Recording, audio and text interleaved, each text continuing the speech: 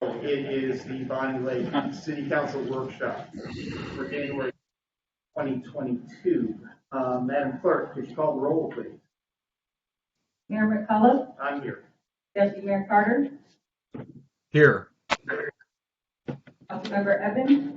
Here. Councilmember Fulton. Here. Councilmember McClymon.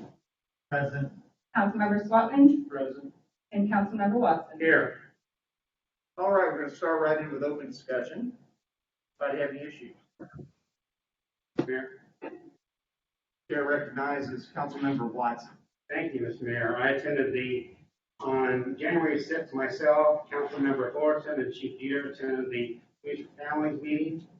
We had a public speaker from the new mayor of Sumner, Kathy Hayden, discussed what they're going to do and the plans were and the overview of what's going on down there. It was a good presentation.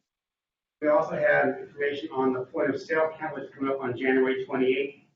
If you'd like to be part of that, we're just kind of homeless in our area here in Pierce County. The training tonight, tomorrow, and Wednesday. You want that, let me know, and I'll send information to you.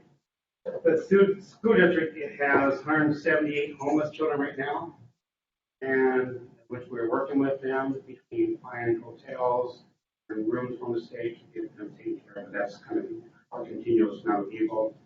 Dr. Dent discussed the state schools and being open as a priority for her. Y'all are keep schools open. District has a lot of test kits. Make sure they're testing kids for an ample supply for the schools, protect the kids. The food bank has about 3,900 clients right now, and Prairie Ridge has 102. Kids House has 201 clients. The library also has some test kits available for people that need them. And the Family Center down Summit has more test kits too. I think that is about all. Anything else you can remember from this? Well, they also have the test to stay program for the school. Are exposed, but they're not experiencing things. But that's it. Thank you, Mr. Mayor. Okay, anybody else have any issues? Mr. Mayor. Chair recognizes Councilmember Evans. Thank you, Mr. Mayor. It was raining this morning. It's just in the 60s. Wow. Nothing spectacular. But I wanted to bring up the email we got today about the water notice about shutoff coming out again. I wish we had heard about that before the day of those letters going out. With the $6 million in ARPA money, I think if we were going to be sending out something at door hangers, I think it would have been great if we could have had something on there that said, hey, here's an application for a grant. And obviously that's down the road from a discussion we're having today, but it would have been nice if we were able to get ahead of that rather than just start sending out these letters and start taking on these phone calls. I know it's only 3% of the users, and it's not a super significant amount, but the amount of 3% is probably pretty significant to them. And if we were ahead of the game on that and had already started hopefully we can discuss as a council starting a program for another grant opportunity for those that are behind on their payments, then maybe we could do something to better their situation. So that was my only thing. I wish we were, a little bit further ahead with this conversation, or a little bit later with the, or a little bit in the know of those notices going out. So I'm hoping we can start that conversation tonight as a council that, we do have $6 million. We haven't done anything really with it. We've done $500,000 here or there with some miscellaneous stuff with some housekeeping items last year. But I do think that what we did last year as part of I was on that grants team, it was a pretty significant impact to those that were desperately in need of some sort of financial relief for their water program. And I'd like to talk about considering that more time, help out those that were in need so the water isn't shut off. Okay, thank you, Councilmember Evans. Anybody else have any open discussion? Mr. Mayor. Right here. Hello. Recognizes Deputy Mayor Carter. Thank you, Mr. Mayor. First of all, I just want I'm not anywhere fun like Councilmember Evans. I'm just at home quarantining, unfortunately. But I'm You still wish you here. were with me. I do wish I was with you. That is true. I always wanted to bring up a couple of things. I had a pretty good meeting with some staff, but specifically Sadie, not too long ago. And I wanted to talk about new procedure potentially as far as how we kind of roll things through workshops and meetings and committees. And I think we came up with a pretty good kind of hybrid of those two things. I know this was something we had talked about previously, but essentially, the way it would work is something would come forward to a council workshop, kind of like a first reading. It would then go to committee to work out details or whatnot, and then come back to workshop. So that any council members who had any issues or questions had time to, not only sleep on it, but talk to their constituents and come up with their questions or whatnot. And then it would go to the council meeting for a vote.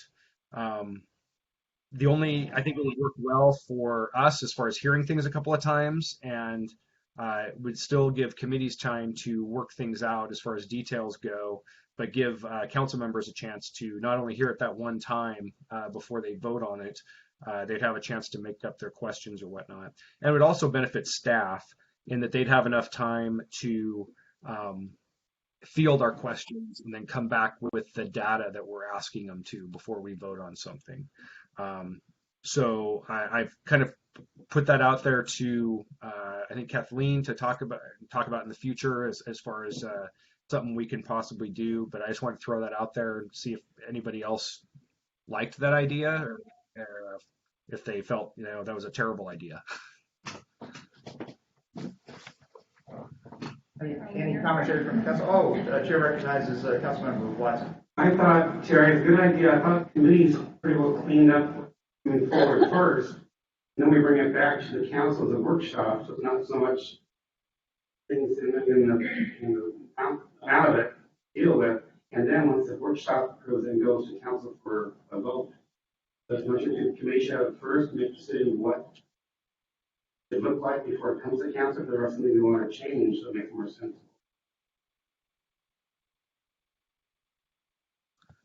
You were kind of in and out there with me. I will. Can I reach out to you after the meeting and we can talk about that? Okay, thank you. I have a question, if that's okay, since I'm still brand new to this position, still trying to learn the parliament. How would we get this into the proper format to actually get it changed? Well, if it's something that council agrees you want to do, we need to make some changes to the Bonney Lake Municipal Code, the provision that talks about your council rules, which is 2.04. And it should be an easy change, just a matter of council needs to decide what they want to do. And we could just put that on a regular council item agenda or Yeah, I workshop think- in prison. Once you decide which direction you want to go, I can work with Sadie to write it up, and then you could review the ordinance, and then, Okay, thank you, Kathleen. Did Kelly have something to say? Oh, chair recognizes Councilmember Hines. Yeah, so I like what Councilmember Carter is proposing. I do think, though, it is good to see the issue before committee, because then the council can provide, the whole council can provide kind of their first input, and then that gives staff a chance to consider that and bring something to committee. It's more likely to be consider those things, and then the committee can go, well, we know that Councilmember McClymonds is going to question this or that, and they can say, well, we've already dealt with that. I think there's a lot of credence too beforehand. I think it helps the staff and the committees understand what all the concerns are. Okay, chair recognizes Councilmember Fullerton. Yeah, I'm in agreement with Councilmember McClymont and Deputy Mayor Carter. I like the idea of kind of knowing what the committees are talking about before it goes to committee. That way we can give our input, and then when it does go to committee, they already know how we feel as a council, and that will help them to come up with their decisions, and then bring it back for a vote. Because sometimes you can get a little surprised when committee things come to workshop, and you're like, okay, wait, why don't I know what that is? But a lot of it's because I'm new too, so I haven't heard a lot of this stuff. So it would be nice to kind of know what they're talking about. You're not actually sitting in on those. That's my 2 cents. Okay, Chair recognizes Councilmember Swan. Yeah, I think it's fine for the full council to have, obviously any issue for that. I would just recommend that you kind of do a little bit of a trial, figure out how that's going to work before you get too carried away with going for code changes and such. Because, I can see that we'll spend a horrific amount of time discussing issues that a lot of council members don't have knowledge or interest in. Like the public safety issues, that you're talking about right now, from what I understand, taking all the issues that normally go to 3 different committees, putting them into a workshop. So now you have all of those issues into a workshop, and council members' staff's time is very valuable. So generally, it's almost, we do it flip-floppy right now because you get all the rough edges off of them in committees, and then it comes before the council, and the council can do whatever with it. And the council is more than can put those back to a committee if they like at any point in time. The full council can pull off or do whatever they want to do and sit, right, we need to go back to the committee. So it sounds like right now, you're talking about, and Terry, can correct me if I'm wrong or something like that, is putting everything into full council. And then why would you bother to go back to a committee if you had it to the full council? We already know what the full council should. I don't know why you go from a full council on everything. I would recommend you just kind of try out some different scenarios because there's nothing, if there's nothing keeping you from moving issues around without having to do a bunch of. Do we have any further discussion? Oh, yes, Chair recognizes Councilmember Evans. Thank you. I have no problem with it either way. I do agree with Councilmember Swatman. We all do get those committee agendas, regardless of if we're on the committee or not. So I always glance through mine. I've reached out to Councilmember Swatman on a couple issues I had questions on before it went to his committee, and I think just doing a little due diligence on that if you have any questions. But I do like the full reading prior to the consent. That way everyone does get a little more information on it. Obviously tonight on CDC there was just a public works update. There was no real information provided. So if I had questions, I'd certainly reach out to Councilmember Swatman or Chair Swatman on that committee if I needed any information. But that I think goes, for all of us. If we have a concern, we can certainly reach out to the chair on that and get that ahead of time. But I have no problem either way. But there is some things that require some expediency where that may not always be the case. Any further discussion on this issue? Do we have any further discussion or other items? I have one more item. Deputy Mayor Carter. Thank you, Mr. Mayor. And thank you, everyone, for that discussion. The next thing is Councilmember Evans had brought up last year doing kind of a coffee with the council type of deal where we'd set up 2 to 3 council members who want to, like, on maybe a once per month basis or something like that, and it could rotate through. So you can have a back and forth with people First of all, I guess, is that something that council members are still interested in doing?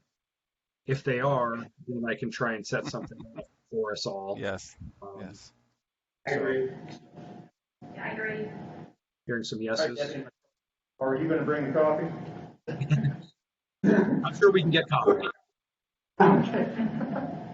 Okay, any other open discussion? Okay. Well, seeing no other open discussion, we'll go on to the review of council minutes. Councilmember Watson? He had some questions to turn in. I believe we now have item C, Madam Clerk.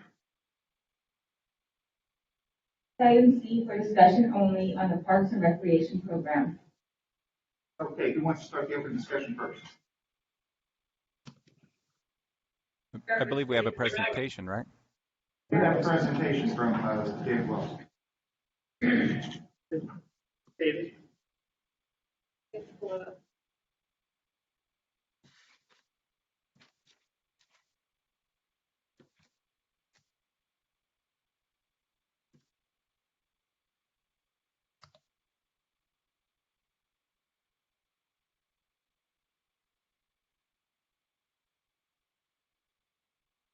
Good evening, everyone. I'm here to present on the Recreation Department and what we've done the last 4.5 years. Between the staff you see on the screen, we have 136 years of experience in the field of recreation. We have 2 HR generalist certifications, an associates in arts and science, an associates in recreation, parks, and leisure services, 1.5 bachelor's degree in recreation. Okay. Rich went to Central, so I guess we'll give him a full one. Sorry, go Vikings. Obviously, I went to Western. We have an MBA in the program, and I recently graduated from the National Recreation Park Association Directors. So our timeline, I was hired in 06 as an intern to run Bonney Lake Days for the city. Mayor Johnson had brought it on the year before, and then City Administrator Don Morrison wanted some extra help running it. In March of 07, they brought me on as a full-time special events coordinator, which we had really 3 events. We had a Christmas tree lighting, a very small Easter egg hunt, and a Bonney Lake Days that was pretty small. Over the next few years, we've increased our events to include a summer concert series, Tunes at Taps, which the first year we had 25 people at the very first concert with a band called the Bobbers that played fishing music. Kind of the Weird Al Yankovic of our area. Every song was about fishing music. Up to recently, pre-COVID, we had a Heart by Heart concert with about 2,500 people at a Salute to Armed Forces night where we had skydivers landing at Elmhurst Park. We also have a Monday Night Kids program that we run during the summer. Entertainers include Pirates, Casper Baby Pants, and Magicians and others. In August of 17, I was asked to help with the transition to bring the recreation program over to the city. In January of 19, I was promoted to being the recreation special events manager. Our recreation timeline, as you can see on the other half, we took it over in September of 2017, and we're doing all of the necessary paperwork to get up to WCIA compliance, get all of our policies and procedures in place. And one of our core 4, which was on the very first screen, Holly, she moved on to another job. In May that year, we hired Ina, who has a ton of experience from different local agencies, including Pierce County Parks, Issaquah Parks, and Rec. In April of 2020, we laid off all of the recreation program because of COVID. In June of 2020, we were able to bring back the core four. I refer to them as the core four because those four are the heart and soul of the recreation program. They make everything run. They will tell you that they might only work 40 hours a week, but they work a lot more than they get credit for. In August of 2020, we brought back our site directors so we could do a couple of weeks of summer camp before the end of the summer.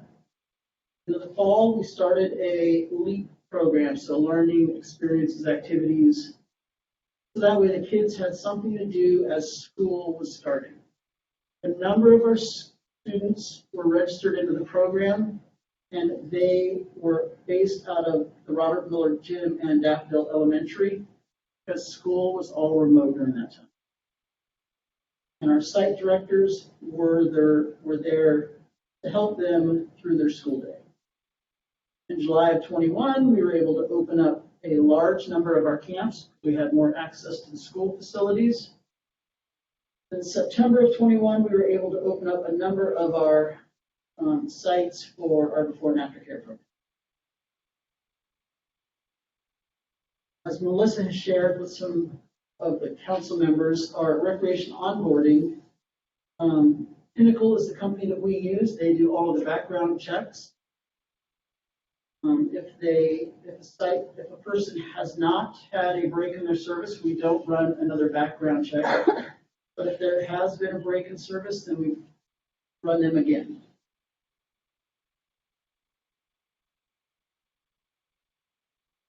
So Sir Richard Branson made a statement: train people well enough so they can leave, treat them well enough so they don't want to go. The core four are the ones that I directly work with, and that's always my goal.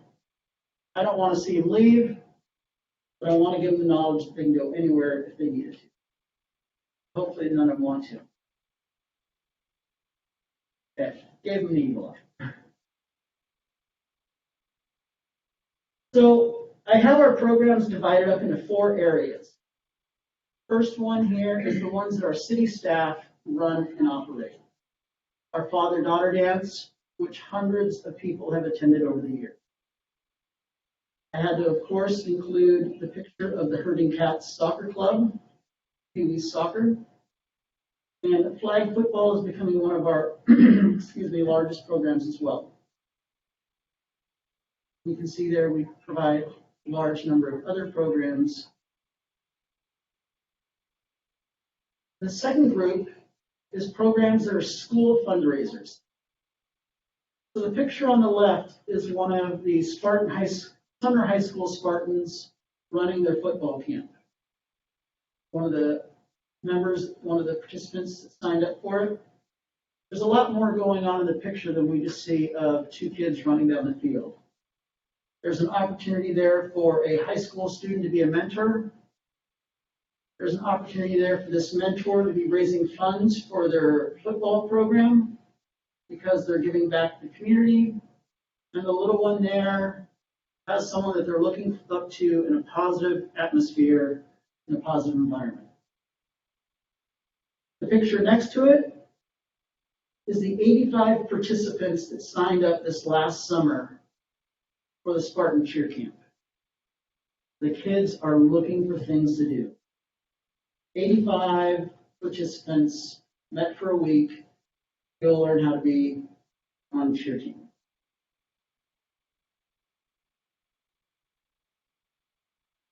These crazy kids on the right are part of our after-school soccer program. I think they look extremely tortured to get this picture. And then our after-school volleyball program. These are run mainly by the school district staff. So if you're a PE teacher at the middle school, you can be one of our contracted employees to coach one of the after-school sports. So it's a multifaceted part of it. The school district staff person gets a chance to earn a little extra money. It keeps the kids doing an activity that they could want to learn more about, keeps them from having to be a latchkey student, and giving them some physical fitness.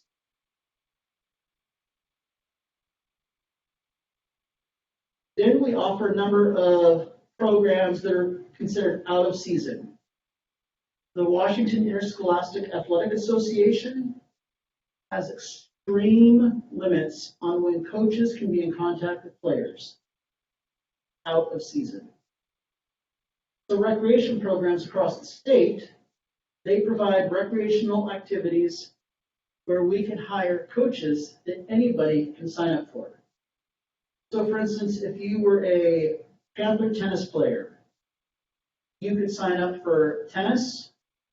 It just happens to be coached by the Panthers head coach, but anybody can sign up for the program, and it's not limited to just that team. And so it gives those athletes more time to practice their respective sport in a recreation setting while not having to pay club fees to get a better skill.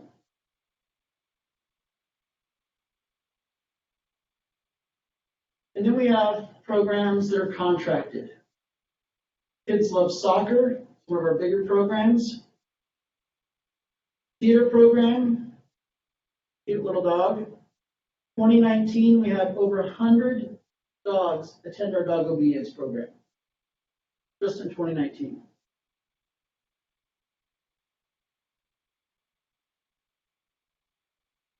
These are some of our kids that were pre-COVID playing homeschool, involved in a homeschool PE program, playing floor hockey.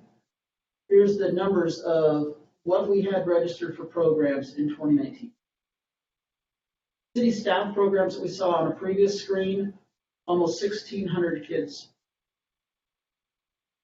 Almost 1,100 kids participated in the school fundraiser programs. So those kids are giving back to the high school basically, and the high school students are then also helping teach the little ones on that. Contracted programs include, like I said, the Kids Love Soccer, the dog obedience, karate. For and after school, we had 309 students signed up, and Action Day Camp was 277, with almost 6,000 people signed up for programs in 2019.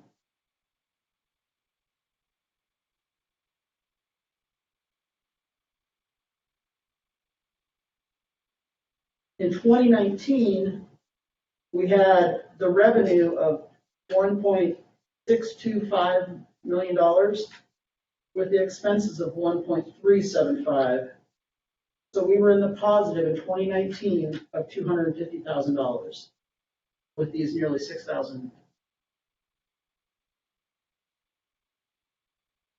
School district contributions. Just the before and after school program, if you use the matrix that the school district has on their website, they contribute just about $225,000 in building space for us to run the program. Action Day Camp, because we run it at 2 different sites during the summer on a non-COVID year, is about $45,000 in space. Elementary basketball is at all of the elementary schools we have. So you can see that that's a pretty large number. And other miscellaneous programs we have, such as, I can't think of one now, the homeschool PE, it's at Robert Miller Gym. If we had to be charged for that, that's in that other $35,000. So in all, they donate roughly $335,000. We get additional field space as needed, so the school district has first priority over the buildings and fields. We are on the second tier list immediately right after the school. And then we have full access to Robert Miller Gym. The school district has only custodial access. They never use it for programming just because it's reserved just for us. And that's where the core four are housed for their office spaces. Some people have asked what we're doing for an online experience for registering.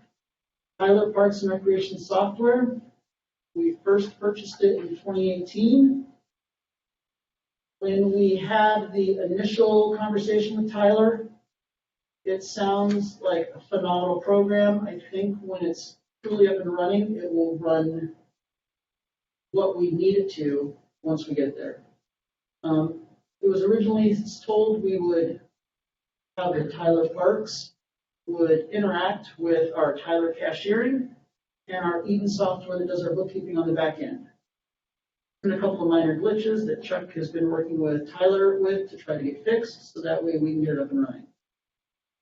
Councilmember Evans had asked about how we take credit card payments. All of those credit cards are run through our current Tyler cashiering program. So anybody that calls in, it would be very similar to calling in with a utility payment. You get the same, very similar experience, and on the back end, it's run pretty much the same as well. And then another question Councilmember Evans had was about credit cards over the phone. On occasion, a client might send their credit card with their registration form. The staff will write out a new one and shred the old one with the credit card information. We do not want to leave a credit card info laying around our office. A couple of things on the national level. Expanding learning is talked about the high quality for after school programs. In the after school programs, as you can see, when people are participating, they have a higher level of attendance, they have a better behavior overall, and they're doing better in their coursework. And one of the big reasons is because they have an individual that they're near to that can help them with those positive behaviors. The NRPA recently did an out of school time. So if the average student's in school from 9 to 3, how are they spending the rest of their time? As you can see, recreation agencies are among the largest providers. 83% are providing summer camps. So if you took a poll across the whole U.S., pretty high number. 58 of them are providing the after-school programming, which we're doing as well, and 94 free play. It's basically the associates in arts and science of sports and recreation. Our job is to give everybody a little bit of information, a little bit of ability on a whole lot of different programming. We're not creating the next Seattle Sounder, next Seattle Seahawk. We're trying to get people ready that they can go participate in a middle school or a high school sport, and hopefully build a lifetime skill. Cost and transportation are key challenges to ensuring all youth can fairly access and participate in out-of-school programs. Our before and after care program, yes, it is the majority of our income. But by having the majority of that income, it allows us to keep a lower price for the rest of our programs, so people who can't afford those programs are able to participate. So I want to leave you with a quick story, and then I'll open it up for questions. Spent many a year working at resident camps. And one of the great stories that we would always, not always, a lot of times tell is a story of a brother and sister of a Native American tribe. This tribe would always have a meeting on the weekends. Elders would always have the right answer to the question. Brother and sister down skipping rocks on the river. They see a nest of baby red-winged blackbirds. Brother's like, I have an idea. We can embarrass the elders. You know, young kids, they want to question authority whenever they can, sometimes. So he grabs a red-winged blackbird and is like, I can take this to the elders. Is the bird dead or alive? If the elders say, well, the bird is alive, I'll squish it, it'll be dead. I can open my hands, show them a dead bird. You're wrong, elders. If they say that the opposite, lift my hand, the bird flies out. So, grandfather, is the bird dead or alive? elders sitting there thinking for a few moments. Grandfather, is the bird dead or alive? And the grandfather answers, the future is in your hands. If you want the bird to be dead, push it now and kill it. If you want the bird to live, open your hands and let it go free. So with that, council members, mayor, the recreation program is in your hands. What questions do you have? I have a comment and a question, but I don't feel it's really in our hands. This program was developed by the school district many years ago. It was managed by Sumner, City of Sumner, and Bonney Lake. City of Sumner was not part of the management of the program. We never managed it before Sumner left the program. Who was doing it then? The school district was managing the program. The city of Bonney Lake and the city of Sumner contributed facilities and or finances to the program. But the actual management was done by the school district. Our challenges that I'm seeing we're facing is payroll will be different because people are hired within the city and our programs, they're kind of controlled by that. And also all of our HR people between hiring and discharging and all the interview process and background check. I've always known this program was wonderful. That's why I voted for it 5 years ago. I think it's great. I think the problem is us doing our part properly because HR is overloaded constantly along with their responsibility for the city. For the school district program was, good or not, runs by the schools and is being managed through their facilities. And like we talked about before, Philip has outside groups that manage their recreation programs. And from my understanding, we talked before about that. So our biggest challenge is having it, in my mind, within the city to make it sure it grows and continues. I don't want this to keep going. I don't want this to stop. But how can we make this work so it's better for the schools and for the city of Bonney Lake is my question. So the misinformation about Puyallup Parks and Recreation has their own program. The Puyallup School District formerly had the YMCA running their before and after school program at the sites. The YMCA no longer wanted to run it, so they hired the agency right at school to run the program. But the Puyallup Recreation has not run the before and after school program. You're saying the Puyallup School District ran that program? They hired the YMCA, and then the YMCA felt they could no longer do it, and then they hired right at school. Okay, so the school district is still managing the before and after school care program, even though it's subcontracted out? Correct. In Puyallup, okay. I have a lot of questions. I don't know if Tom was done or not. Go ahead. Thank you. All right. Thank you, Tom. Thank you, David, for this. I really appreciate you putting this together. Like we said 2 weeks ago, no one, I can't speak for the entirety of the council, but I think I'm safe in doing so on this particular statement. The program itself is vital to the children of our area. There's no doubt about that. The cancellation of the program would be detrimental to our community. The question was never the integrity of the program itself or the services it provides. The question was, is it what's right for the city of Bonney Lake to be managing? David, you did not answer some of the questions I had asked in a previous email, and that was, I have a big concern with how we onboard our contractors. You say it's all done through that company, but HR is saying that they're not running any background checks on any of the contractors. And per the Recreation Program Service Agreement,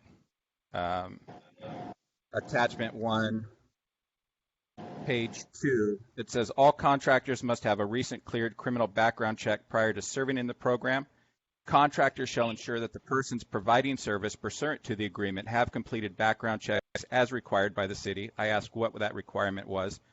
Contractor agrees to submit future background checks in the event city receives information that calls into question contractor's criminal record or fitness to provide service.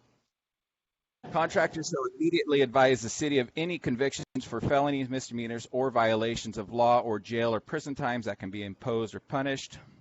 And then it goes into insurance requirements. I don't know that I had asked about, do we have any certificates of insurance that list City of Bonney Lake as additionally insured for this per their agreement? And then I've got some more, but that's what I'm going to stop on right now is when we had one of the people speak a week ago, they'd mentioned they had 45 employees and they're a subcontractor. Do we have background checks on all of those employees? And how are these contracts being awarded if that check is not being done? So we do not provide background checks for the contractor. So we are in violation of our own agreement? From my understanding, it doesn't say that the city will provide background checks for all contractors. All contractors must have a recent cleared background check prior to the service in the program. Contractor shall ensure that all persons providing service pursuant to the agreement have completed background checks as required by the city. What is our requirement for that? And why, who's doing that and where are those records? So my understanding is the contracted agencies are paying for those themselves. And then should we want those, we can go ask them for it. So what is our requirement to that? Is it a simple, have you murdered anyone lately? Or do we actually have a criteria that we ask for our policies and procedures that state what our expectation is for a background check? I don't believe that there is a standard that we have sent to, but I can double check. Okay, so this is something I brought up 4 years ago, and it's still in question. We do not know that you said 1,500 of our program, 1,500 students were enrolled in city staff programs, 1,500 plus or minus were enrolled in contractor. Are you saying that we cannot confirm that any of those contractors have a background check that we're sending these kids to? I do not specifically know, and I would have to get back to you. Who is signing off on all these contracts? I know last year, the year before, we signed off on a contract for a pretty low contract for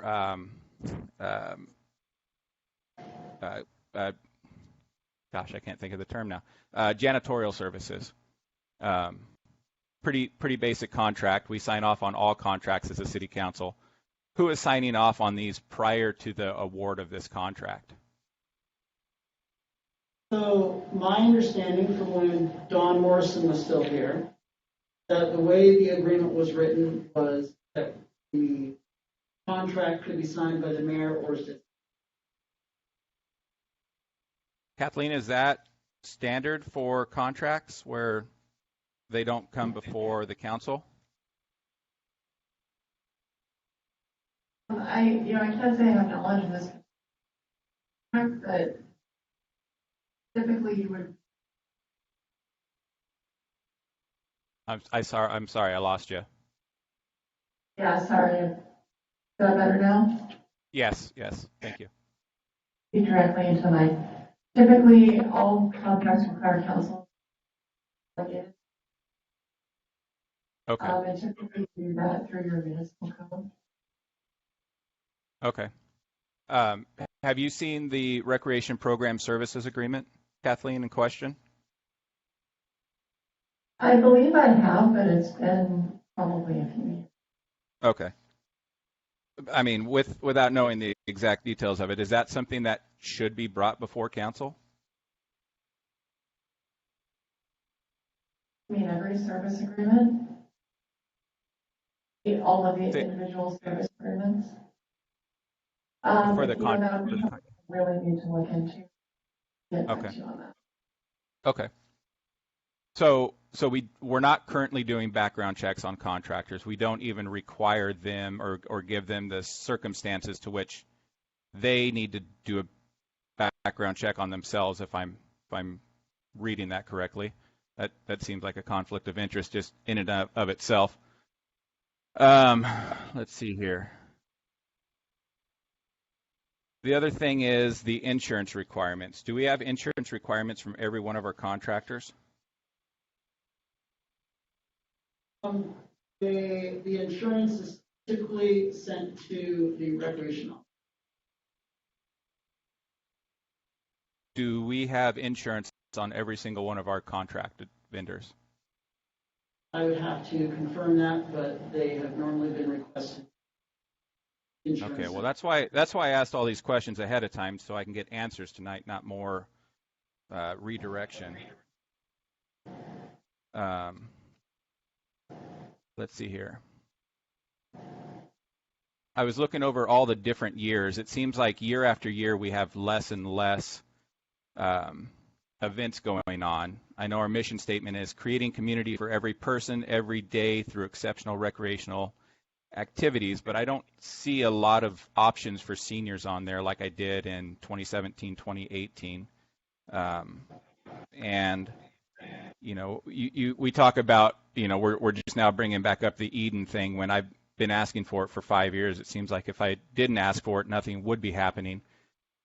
The fact that we don't even have a basic fillable PDF on a website that we can do from a phone, I actually have to mail in, walk in, find a fax machine, or find a scanner to do all of this stuff, just shows that we're so out of date with the technology where we need to be, and we have a difficult time doing the simple things, the really easy things. I know for a fact in about 15 minutes with a bank account, I can have a fillable PDF and a website set up for all of this stuff with drop-down menus and radio bars to where we can easily have classes done in a matter of 2 or 3 minutes from any parent that wants to do this. But yet here we are 5 years later still dealing with the same simple problems. It's what's driving me on this, that as vital as these programs are, we are failing to do them right. And that's why I don't think we are the right entity to do this. In your mind, are we better today, 100% better today than we were 5 years ago when we took this over? Have we progressed this program to the satisfaction and requirements that are needed to best provide these services to these children?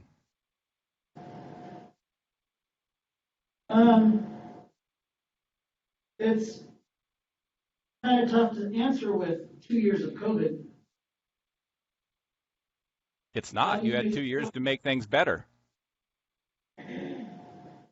I mean, how is the community engaged in this? You sent over, I got an email that said the last time we engaged the community was 2018, asking about basically ball fields and how they use them. However, our contractor agreement says that the contractor shall provide class evaluations on forms supplied by the city to each participant, if so required by the department during the last class or following each session. Evaluation forms are used for quality assurance purposes and will be reviewed with the contractor. Do we have those? Not that I'm aware of. So we had 2 years of COVID to actually read through our own programming service agreement and make the changes necessary to make this program better, and we did nothing of it. That's the anger and frustration that I get from this program. That's why I voted for it 5 years ago, voted no for it, because it does such a disservice to the participants because we can't run it right. And that's why I'm still against this, because we are failing those 5,300 kids that are in this program. We are failing the ability for their parents to get the care and stuff that they need through a expedient process and program that we're just not doing right. It's as you can sense, it's frustrating. It's beyond frustrating. I'm looking at the recreation and events manager job description, and it's a verbatim copy of one that I found in Grafton, Wisconsin from 2009. We can't even do our own job descriptions right. So, I don't know how we can run a successful Parks and Rec program that everyone agrees is so vital and critical to the success and development of these young kids that I can't keep moving forward with mediocrity at best and regression at worst. Oh my God. Mr. Mayor, I think I have an answer to one of the questions that was asked. Okay, It sure. looks like in the procurement code, which is your municipal code, the contract authority is delegated if the contract is under $10,000 and if it's part of money that was authorized in the budget. Okay, thank you. Thank you. Can you repeat that, Kathleen? Sorry. Yeah, your municipal code delegates authority to approve contracts administratively if they're under a certain dollar amount and the money is allocated in the budget. And because this would be a service, the dollar amount is $10,000, which I don't believe any of these individual. Thank you, Catherine. Member Bolger. Yeah, so doesn't there's a company or something that's called Ascend, and don't they provide background checks for all of the coaches that are working with the kids? And I believe that the city is actually a secondary insurer for the programs for the city. So Ascend Gymnastics would send us their certificate of insurance, and then they are responsible for background checking all of their. And don't we have somebody who, when somebody wants to volunteer to work with the kids, we have somebody who sends them a link so that they can fill out a background check, which then goes to HR to let them know if they've been approved or not. So my understanding is we take the application for volunteer, forward that off to Melissa and Debbie, and then they handle it from there to send them the link as you. And then couldn't a majority of the coaches, aren't they, a lot of them are teachers? So I would assume that if they're a teacher, they probably have a background check. Correct. Pretty So extensive. all of the teacher contractors we have are teachers with the Sumner Bonney Lake School. And I received some feedback that this was basically a welfare program and a babysitting program. Do the participants, the parents, have to pay for before and after school programs? And do they have to pay to be in the sports? So pre-COVID, well, even post-COVID, everything is user-driven fees. And pre-COVID, we were operating in the black on just user-generated fees. I want to say $250,000 is what the positive side of the revenue stream was after we paid all of the hard. And then we were also, during 2018 and 2019, we were actually bringing money in, but we were in the black. So 17, 18, and 19, we were in the black. 2020, we were shut down for almost 4 months trying to get the program back up and running. And so if you look at the overall revenue and expenses from the last 4.5 years, we're actually at about a 91, 92% cost recovery just on user fees. Which national standard is about 70%. And we're at 90? Mm-hmm. Great. And then how many cities actually run a Parks and Rec program? Don't most of the cities in Washington State and pretty much throughout the state, they all have some type of a Parks and Rec program that they provide to their community? I believe the vast majority do, but I don't have an actual number of how many cities have actual recreation program. The contact I had at WCIA did not have a number for me when I called in to ask programs.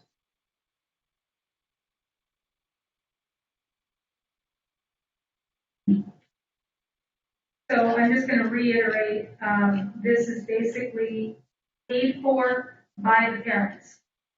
And it's because it's a community-run program, they get a little bit of a discount so that to be able to put their kids into a community program versus having to pay, well, it's not really a discount, but they don't have to pay the fees to say, send them to Sprinker or Jupiter or whatever it's called out there in Federal Way, so that they can teach their kids how to play tennis and get like a private instructor. So they're not having to pay for a private instructor, sign the kids up into a club program. And since this is a community program, the parents are paying, but they're getting quality coaches, and this is not a free program. So municipal programs, because of interlocal agreements such as what we have with the school district, allows us to offer the programs at a lower cost. So it's not necessarily discounted, it's just a lower cost than, for instance, what if you were to go to a private entity to get, like you mentioned, the tennis lesson. We as a municipality can provide tennis lessons at a lower cost because we don't have to charge for the court rentals, where a private instructor in a private facility would have to be paying for those court rentals.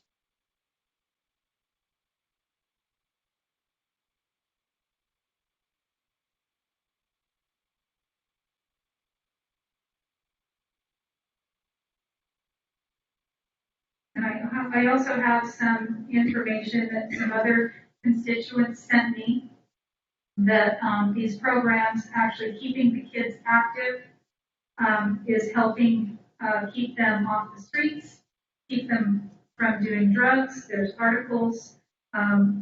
We are up in teen suicides right now, unfortunately, because of COVID.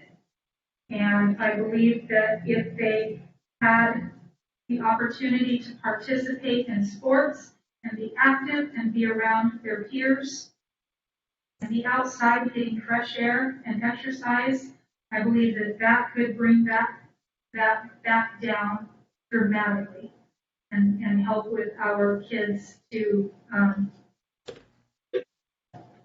with their wellness. Would that be a fair assumption? I would agree with you. That's all I have for right now. Okay, thank you, Councilmember Fulton. I do have a couple of questions, but I would rather leave the floor open for our council members to ask. Mayor, I'm sorry. I just do want to speak to Councilmember Fullerton's statement in regards to backgrounds. And I want to be clear that we understand what backgrounds human resources of the city of Bonney Lake have been doing for the recreation program. And so teachers are not exempt from doing our background if they are volunteering to coach in the recreation program. I don't know what the process is if they're doing it under a contract, but we do have some teachers, either in our school district or even neighboring school districts, who they volunteer to coach, and we require them to do our background. And the reason for that is the school districts will not provide to the Human Resource Office of the City of Bonney Lake and let us know when was the last background done for that employee and what the status of that background check was. So we do those if they volunteer. If they're a contract, that is, from my understanding, those coaches are not coming through our Human Resource Office. We are just doing volunteers. And so I would have to refer to David and his department as to if those contracts are providing any type of proof. I do know that there was just one question. I believe it was from you, Mayor, in an email exchange about who set the standards of clearing, because I use the word clear, right, a lot. I just want to confirm that isn't something that human resources or anybody here at the city is studying.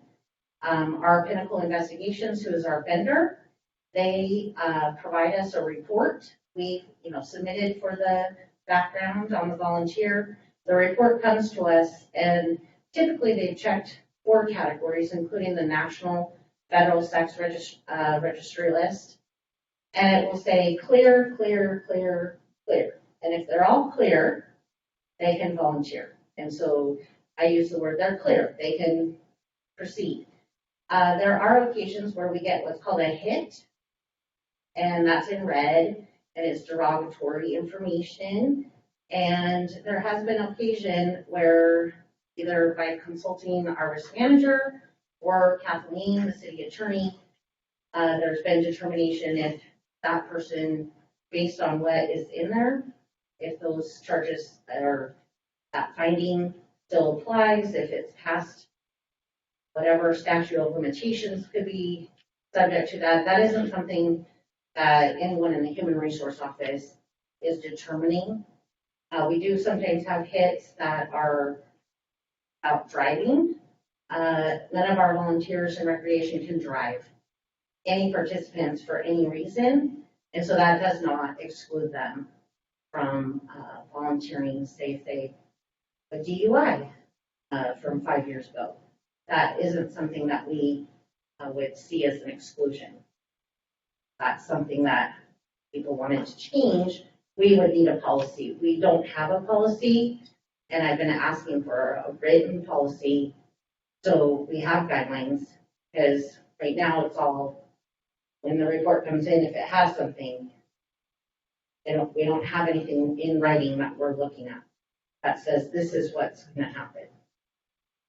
Thank you, Ms. Johnson. So the Pinnacle, who does the background checks, it sounds like though they have on there 4 tiers, and there's sex offender, there's The registered sex offender, arrested, so that sounds like a pretty significant background check. Yes. That would qualify these people to be around children.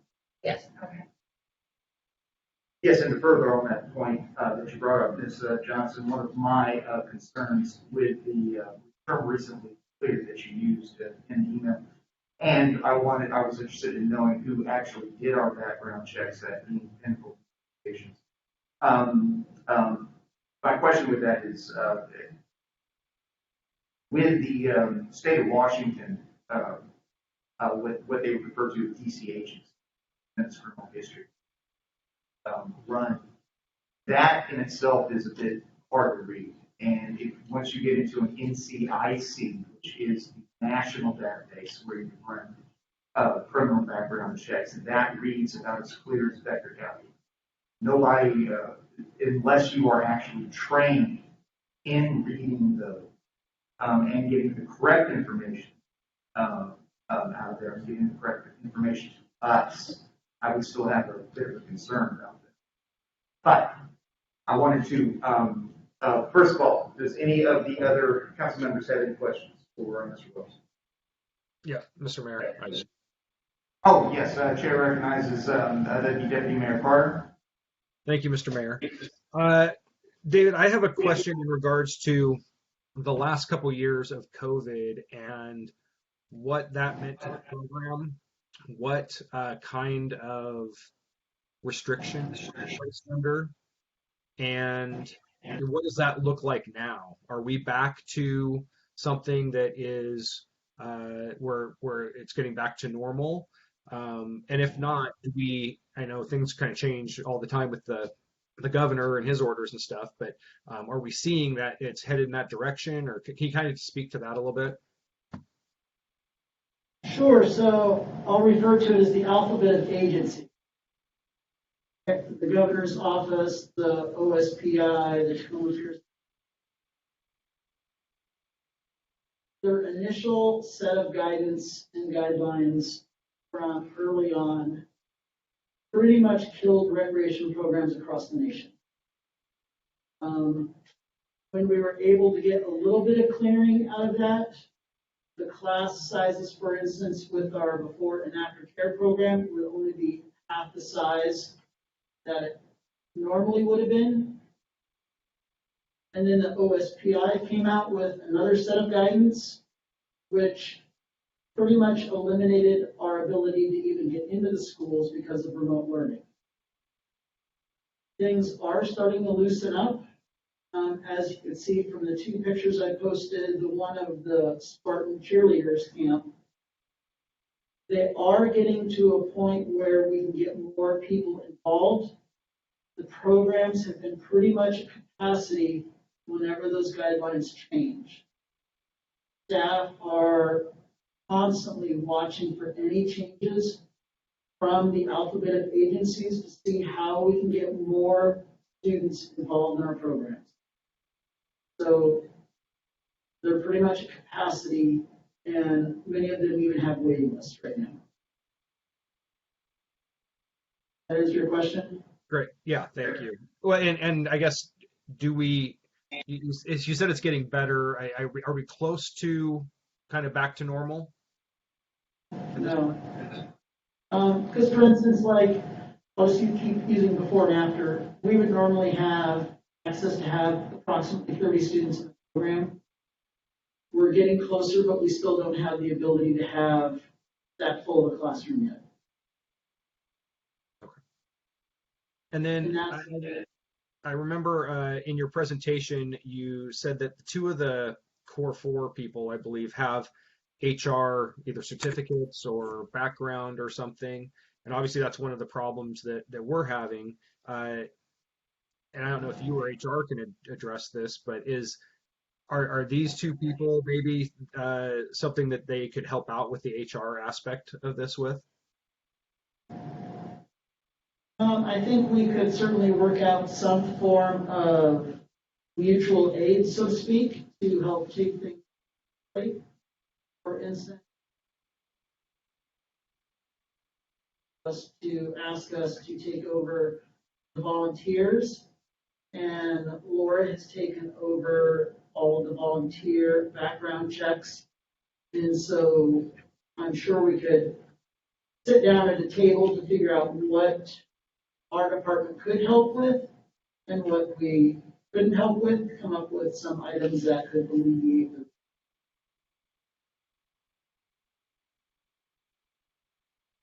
Councilmember Carter, can I add to that as well? Yes, please. Luckily, for my sanity, I do have to say that recreation staff have been trying to assist as much as possible. And recently, David has mentioned, they took over the background process entering for all of the coaches, which eliminated over 100 quarter that I was having to enter and process. But they also, on a regular basis, do try to assist me by the amount of turnover we're experiencing in our site assistants and the amount of time that they're spending with us. It hasn't been very easy for me to attend all of those interviews or perform all those orientations. And so Alex has been very helpful in trying to help onboard non-benefited site assistants who are coming on board. And that's been for at least the last, I'd say, 6 months, if not the last year, when we had 3 times the number of recruitments we've had in the last 5 years citywide. Thank you. Thank you. And Councilmember. sorry. For Ms. Mills, our HR manager, would you like to make a comment? I was just going to add to that real briefly.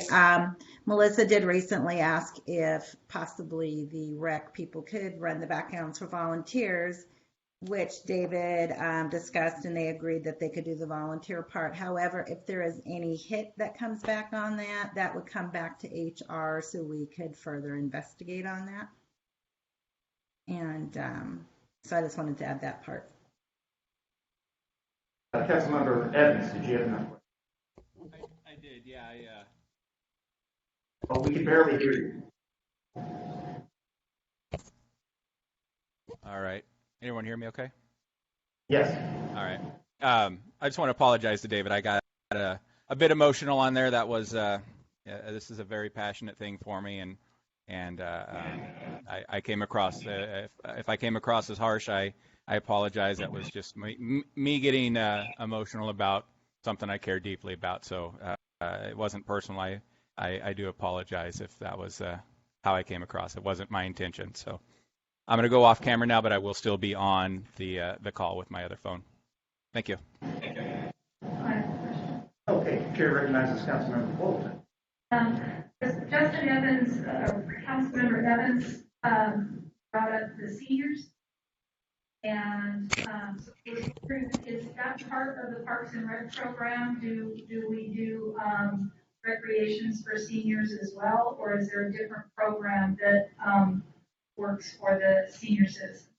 We do not provide many activities for the seniors. They do have, the city of Bonney Lake does have a senior center, which is a separate entity in a sense, separate department. And when pre-COVID, when we were doing the My Bonney Lake, we would list a number of the senior programs that they were running in the same bulletin that we would be running the recreation program to make a more all-encompassing brochure to send out. Is that something that will come back, the bulletin where? I hope so. We have been doing a digital version and putting it online. The senior center, though, has not been open. They've had a couple of stints where they were able to open for a little while and then close down. And so they're watching their set of guidelines too, and whether they can feel they can safely open for your community. That was my next question. So that they can gather and get together. We are trying for a open day of Valentine's, Oh, wonderful. February 14th. Councilmember Watson. Thank you, Mr. Mayor. The question is for you. This program we all know is very important to have. We don't want it to go away. And this seems like there's challenges between the city and you have conversations with the schools, what they can do to make this work better. Yes. That's what I would like to hear. But if there's something we can share with us to make so we're comfortable, background checks are being run properly, these programs are being done. Yes, we did, as a matter of fact, and that was actually alluded to prior to last Tuesday, Superintendent Dent and Deputy Superintendent Ahmed, who I believe is online with us right now. Oh, and Superintendent Dent is online, met with me and our city administrator, Mr. Rodovich. And we discussed what was couched as what would be a possible design of the program, which I believe if we endeavor into that redesign, that would address Councilmember Evans's concern. So we don't know how that's going to go right now. It's too early to tell, but we have the door open, and we will have. That might solve a lot of problems. Yeah, because we know it's necessary, but all of a sudden we're just struggling with making it work. And it's a heavy weight on our city itself. Remember, Thank you. Thank you, Councilmember Watson. Does any other council member have any questions for Mr. Wells? I have a question for Mr. Wells. I did have the same question that Tom had for you, which is what's the, I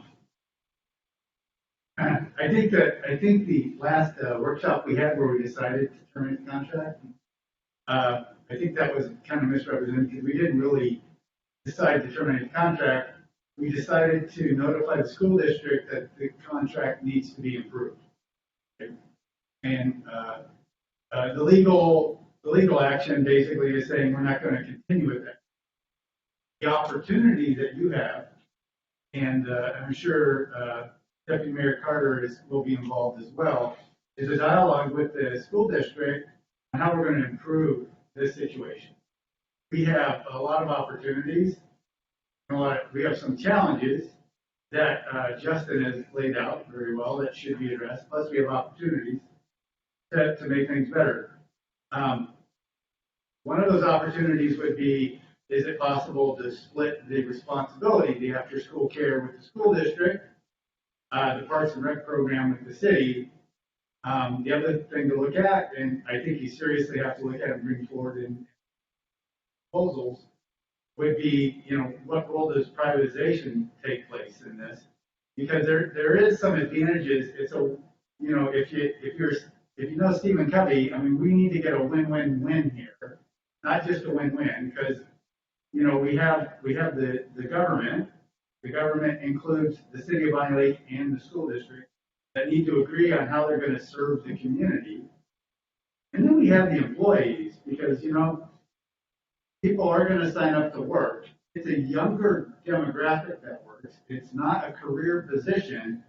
And a win for the cities or the government, and the win for the people would be a program that has a trajectory that improves the service and provides a safe place for families where they can enjoy those benefits. A win for the employees where they're taking more money home, right? So we can't compete with private companies. What I heard and what I understand, and is going to be rolling around the back of my head every time I vote on this, is we can't compete with private companies because when we hire somebody, they have to give part of their money, right, to their burden's extra, right? And young people like that don't understand that burden. They don't care about that burden. And those people actually have a lot of value to this program, right? So I think I would like for you to encourage you in any of your discussions should include some sort of privatization, or at least the reasoning why we're not leveraging a private contractor for services. Because I think the government can win, the community can win, and then I think the employees can win too, because they're taking home more money. And we may be able to give a better service for less money. And that again, that's a win-win-win. So we have nothing but winning in front of us if we do this right. And I'd like to remind everybody that, we do have a very open government, do a very good job of it. Thank the staff for being on top of this and bringing it forward. And I think we did the right thing, because we started the ball rolling as fast as it could get rolling. Didn't hold on to it. We didn't balk. I don't think anybody should be disappointed or upset about what's happening. I think we all need to decide how to get the win-win-win out of the situation. I encourage you to do that. I commend Justin for his homework. I'm always amazed at his ability and tenacity to pull through that stuff. I hope we never lose that, because we need to get that. That's all I have. Thank you. No, thank you, Councilmember Clemens. And my apologies to Deputy Mayor Carter. He was a part of that meeting from last week. And I could, without sharing any sort of statistics, I can tell you that privatization was actually part of the conversation. So that has, at least it's open now as far as what we do with the program. Now, Mr. Wells, I did have a couple questions, if you don't mind. I have to thank Deputy Mayor Carter for actually asking the very first question about possible alleviation of our department with the qualifications that two employees that have HR licensing to be able to help out there. Correct. So I believe it's Green River, they obtained their HR certificate. And the thing that struck me was that this program provides an avenue for our homeschool residents to be able to take advantage of that. They need that homeschool certificate to be able to graduate. Is that correct? I'm not sure if they need, I'm not sure on graduation requirements for the homeschool people. But we do offer pre-COVID an opportunity for homeschool PE for people to sign up, come to Robert Miller Gym and participate in that. Laura would have different activities planned each week for their PE class. And about how many homeschool students? Let me see if I can find a number from 2019. How about your next question while I work on that? Okay, I was wondering about the percentage of the attendance in the program pre-COVID versus what it is now. We all know it's lower, but what's the gap? Homeschool PE in the fall of 2019 that I can find really quick had 23 participants just during the fall quarter. And so if we look at 2019 as being our peak year, we had a little over 5,300 people involved.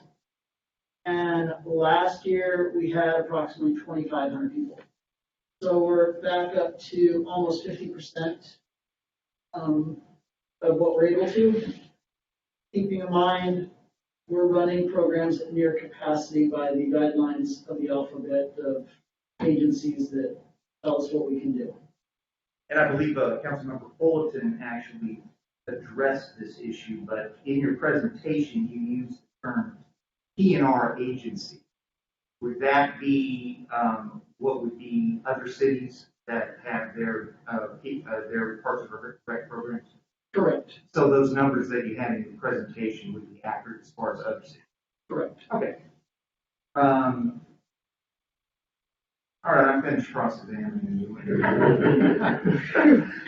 And I have to say, with in my third meeting being attacked by both sides was actually.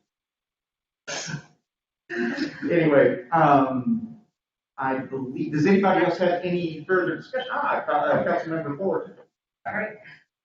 This one would be for you. So when you do actually come up with some ideas on what you plan on doing with this program, is that going to be brought to the council again so that we can kind of weigh in on that?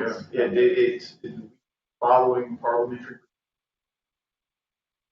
And then the other thing that I have is, David Wells, I want to thank you so much for your presentation and for your time. And you've answered a lot of my questions over the last couple of weeks and been very prompt in returning my phone calls.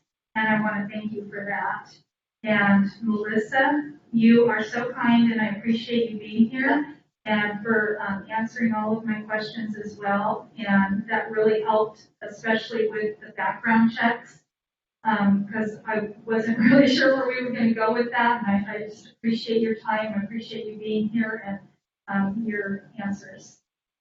And even with the testing with your sanity, Wisconsin, the smartest report I've been tested, you're quite safe. Thank you. I tried. Okay. Mr. Mayor. Yes, who is, would that be Deputy Mayor Carter? Yeah, thank you, Mr. Mayor. I just had a couple things I wanted to throw out there. In reading through the contract and whatnot, one of the things that struck me, and I think it's section 2.2, it talks about a mutual decision with the city and the school district if the more funds are needed or whatnot for the program. And so one of the things I would throw out there as we talk with the school district is, hey, can we just ask for some money from them as well to kind of, make up some of the difference here in these negative times with COVID and all that kind of stuff. Just something to throw out there. And then I would just ask, and maybe either, I know we've talked about with HR, but if Mr. Wells has any ideas either, as far as what things is it that we want to ask the school district to do, either better or more of, or something like that. I think we need to be clear in whatever we're doing to move forward with this. So, and obviously we don't know where it's going to go or whatnot, but at this point, I just want to make sure that we have our ideas are kind of out there as far as what we want to do. I try to look at things as problem solving. How are we going to get to where we need to go? And in a conversation I had with the mayor recently, ended with, I prefer to build fences at the top of the cliff than running an ambulance service at the bottom. I think the HR problem there's a huge wage compression between the site directors and the site assistants. And so it would be nice to, if you look outside of municipal government, what those people are making. I don't think we can pay what private sectors are paying, but I feel we should be able to come closer. And the program fees can then reflect that. I don't think anybody would be upset to pay an extra $10 more a month for this program or that program, knowing that the staff are getting a portion of that money. If one of our biggest problems, Councilmember Evans brought up some other ones, but if one of our big problems is the turnover and the impact on HR, if one of those is a money issue, why can't we let the user fees pay for that raise? So that's one thing that I feel strongly that we should look at. And then what cost savings can we possibly do? I'm not sure what more we could really ask the district, considering the amount of money that they're giving to us in maintenance of the buildings, the rentals, and that. But I'm more than happy to hear ideas and be part of the conversation. Great, thank you. Mr. Mayor, I'm sorry. after listening, here David's answering these questions for us.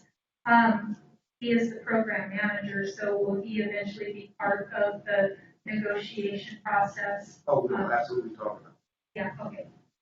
And I believe Ms. Mills was raising her. Yeah, I just had a couple of comments to add. I know we've been focusing a lot on the background checks, but something else we need to look at is how we are processing the volunteers. With the turnover and the data entry into Eden and the payroll and the processing, if they truly are a contractor, perhaps we can look at having them do a W-9 and pay them through accounts payable, a certain fee or something like that. And then also some of the positions are actually union represented, so that needs to be looked at as well as far as the pay. Thank So you, Ms. just Mills. a couple things to consider. Oh, thank you. Our CFO, Ms. Ryerson, are you raising your hand? We can't hear you. Is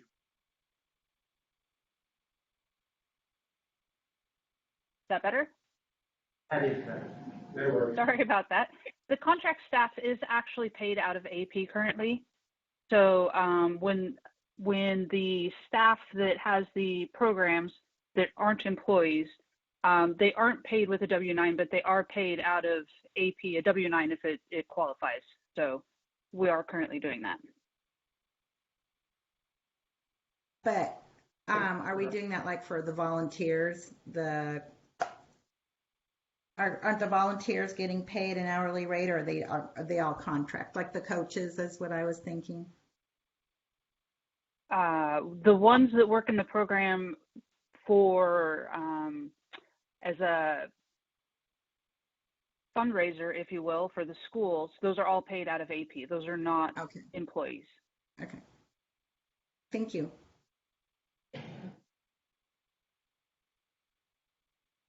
Oh, yes, Ms. Sorry. So I think, Debbie's just been with us a couple months. I think one of the things that she's probably thinking of that Debbie and I have talked about is our youth sport officials. We hire those youth sport officials. They last for about usually 5 or 6 weekends because the season that they're officiating is very short. And then sometimes they don't return for the next sport. And so we're seeing a lot of work of bringing them on as an employee for a very short couple weekends of work.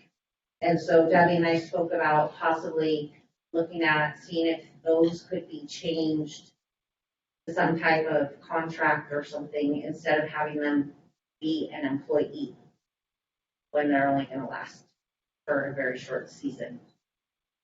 Okay, thank you, Ms. Johnson. Obviously, the subject is not completely talked about. We have many, many questions that we need to address on this. However, does anybody have any more questions for this particular workshop? And the Councilmember Klein. Yeah, I just wanted to point out that there's a school board meeting tomorrow night, so you want to encourage the school board to consider this seriously or help them. Let your constituents. All right, thank you. Okay, any further discussion? I believe that takes care of all of our open discussion items. However, what are we going to do with the issue of Parks and Rec from our next workshop? Or okay. So, Wait for you to develop The redesign that we were talking about. Okay. We'll be looking into that. Oh, Deputy Mayor Park. Oh, I think I was going to say the same thing that Councilmember Swatman said. I think that'll rest with you to kind of address however that change is going to kind of occur from here, and then probably come back to council at that point. Okay, thank you, Deputy Mayor. Councilmember Evans, you have a comment? Yeah, thank you. I'm all for reworking this with the school district. Like I said, there's a lot of things we've got to fix, and if push comes to shove and the option is not for it to continue or for it to continue still under city, we'll figure out a way. I won't let this die, but I do need to make sure that these items are addressed so that we are providing the best service possible to the participants and making sure we do it in the most effective and efficient manner. Thank you. I believe that takes care of everything on our agenda items. We do not have an executive or closed session. But I want to move through. Okay. Or adjourn. Thank you very much.